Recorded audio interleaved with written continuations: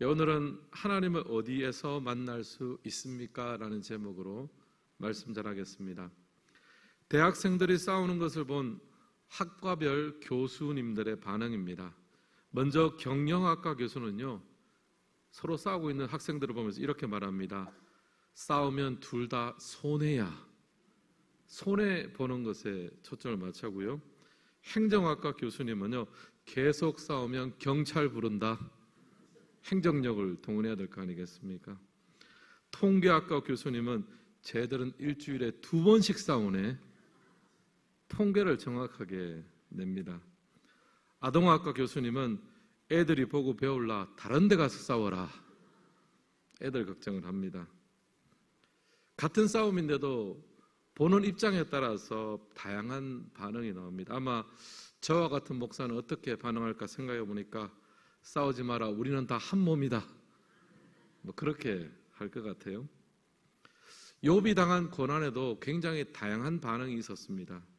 욥의 친구 3명 엘리바스, 또 소발, 또 빌닷이 있었습니다. 사실 비슷한 반응인데 조금씩은 다 달랐어요. 엘리바스는 가장 나이가 많은 지혜로운 사람이었습니다.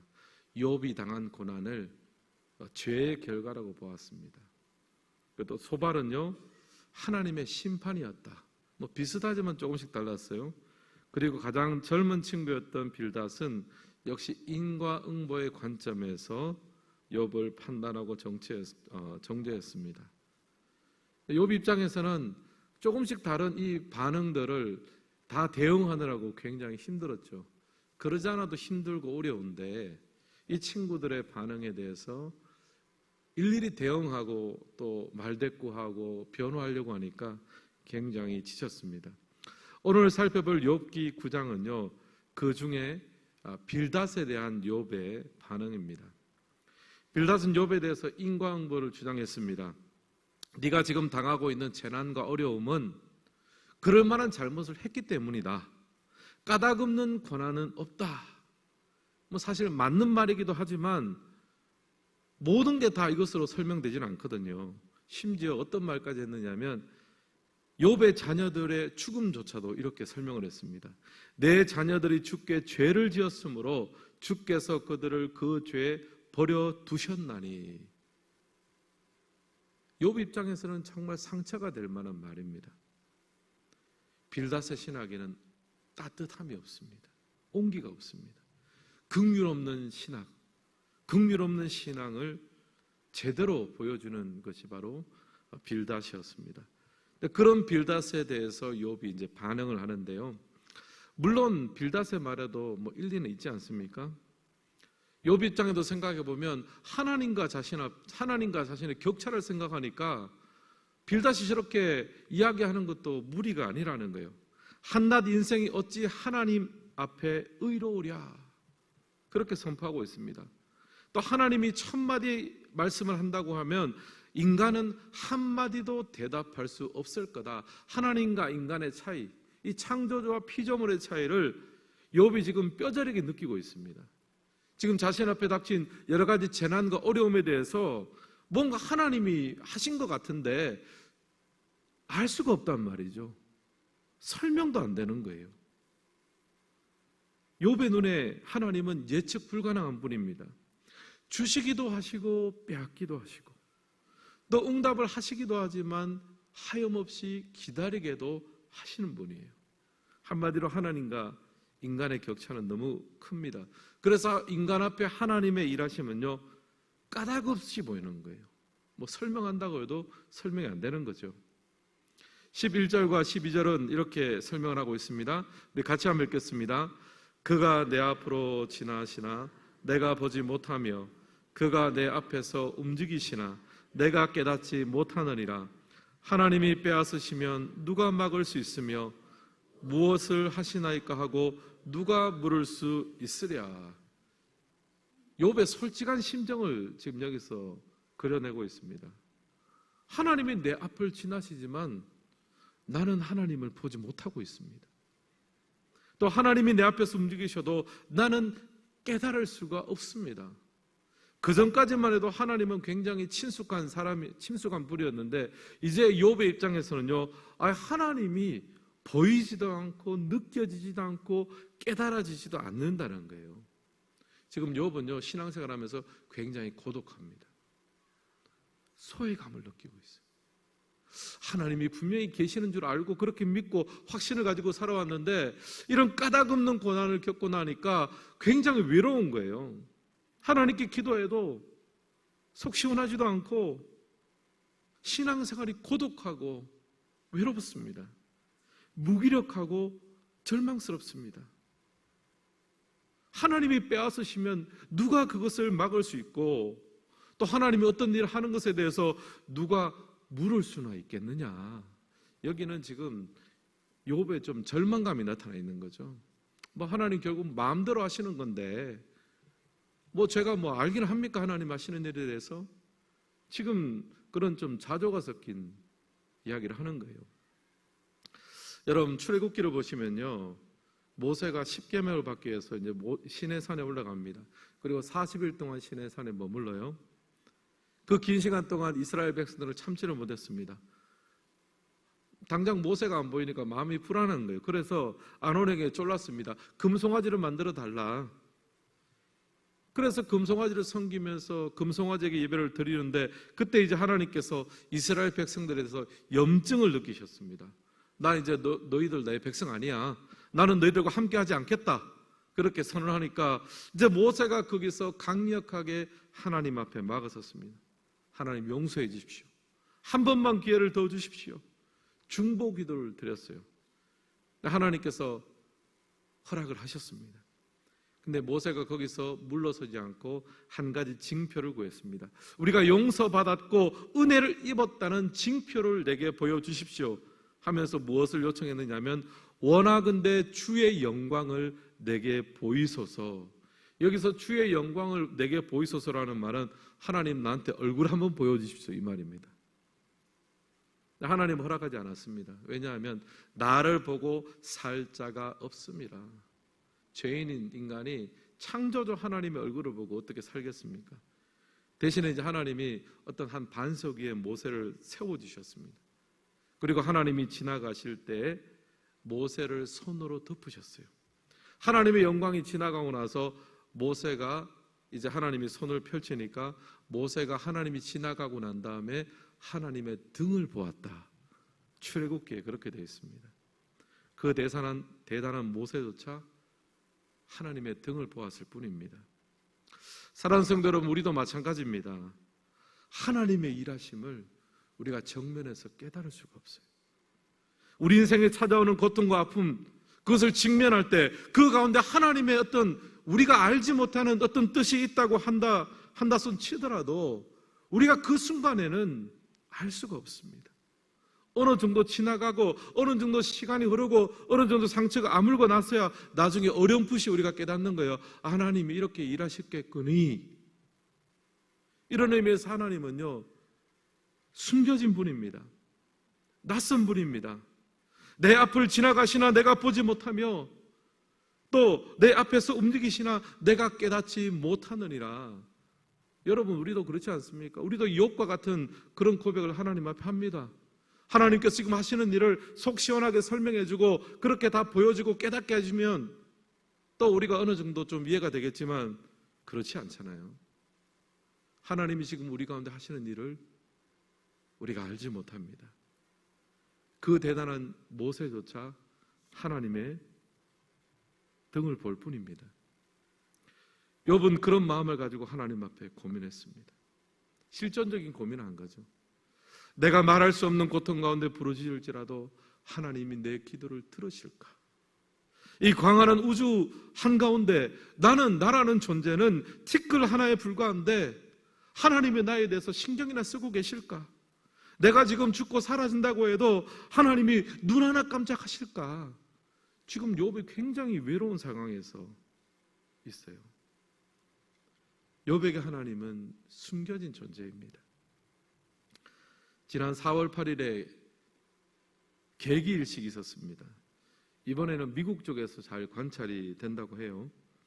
여러분, 어렸을 때 일식이 있다 그래가지고 어렸을 때는 뭐 그런 전문적인 안경이 없으니까 셀로판지 그런 걸로 간이 안경 만들어 가지고 일식 관찰했던 경험들이 있을 거예요.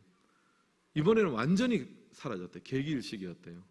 그리고 2035년도에는 한국에서도 관찰할 수 있다고 합니다.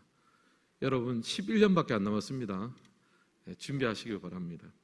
근데 지금 욥은요, 하나님의 일식 현상을 경험한 거예요.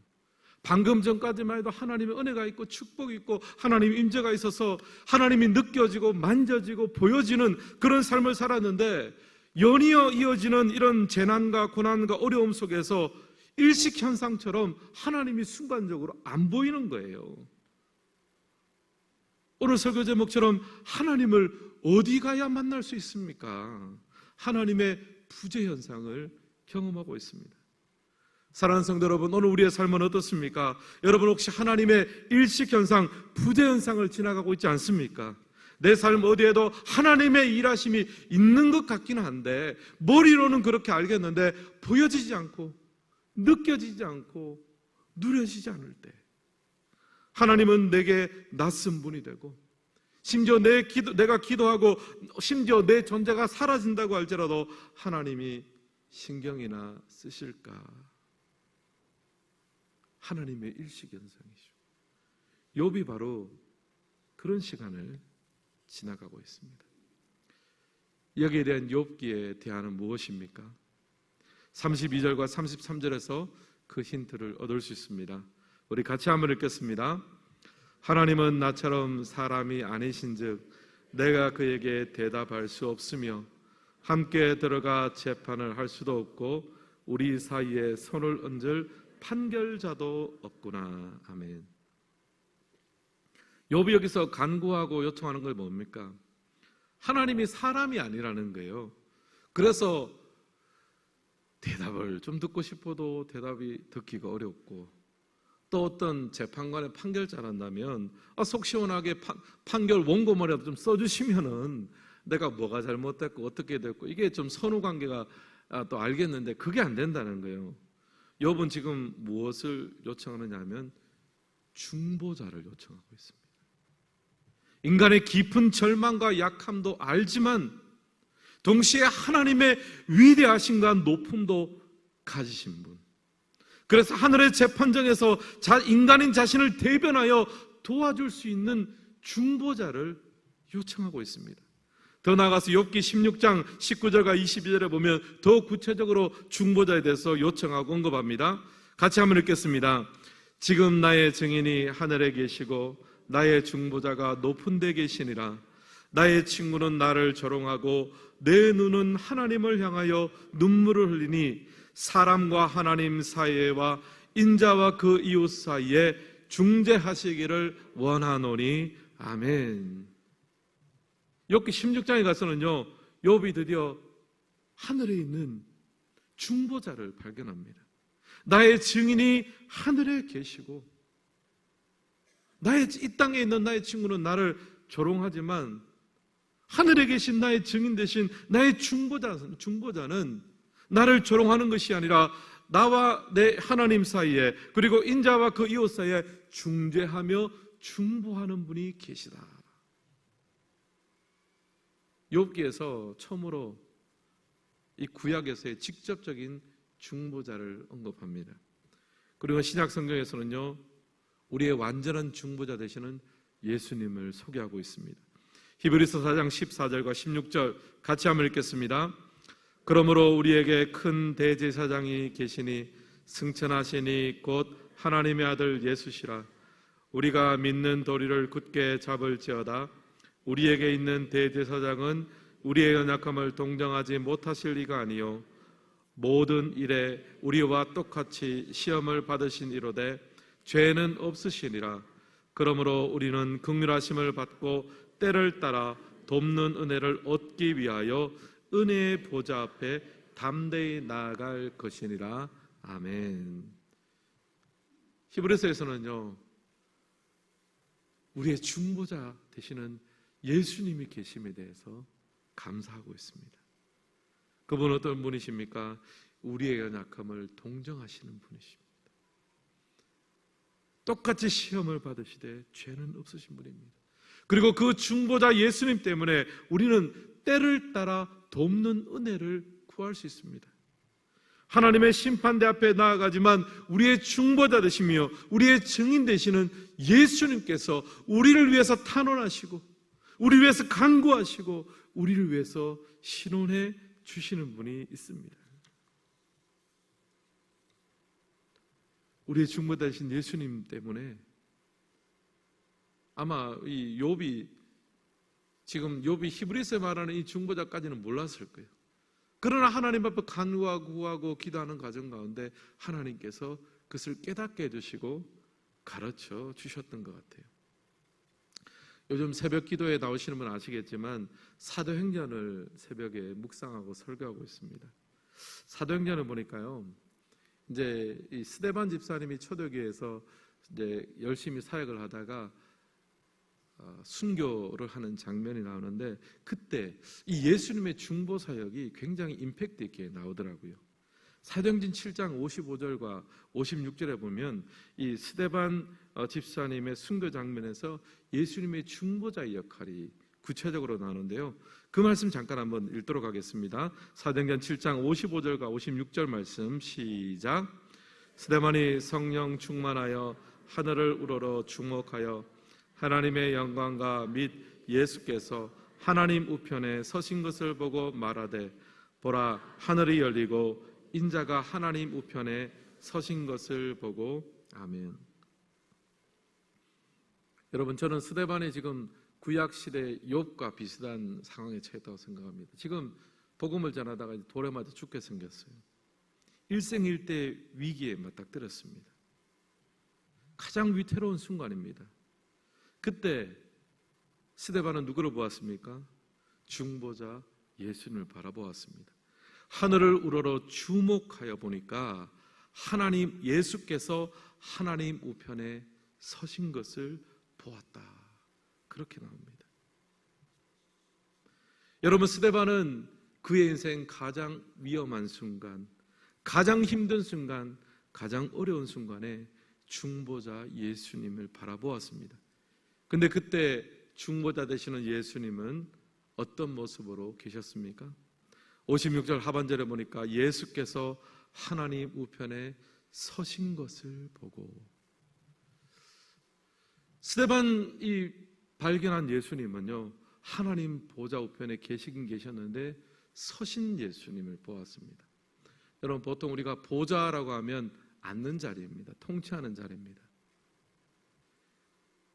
근데 스데반 집사님이 본 하늘 보좌에 계시는 중보자 예수님은 앉아 계시지 않으십니다.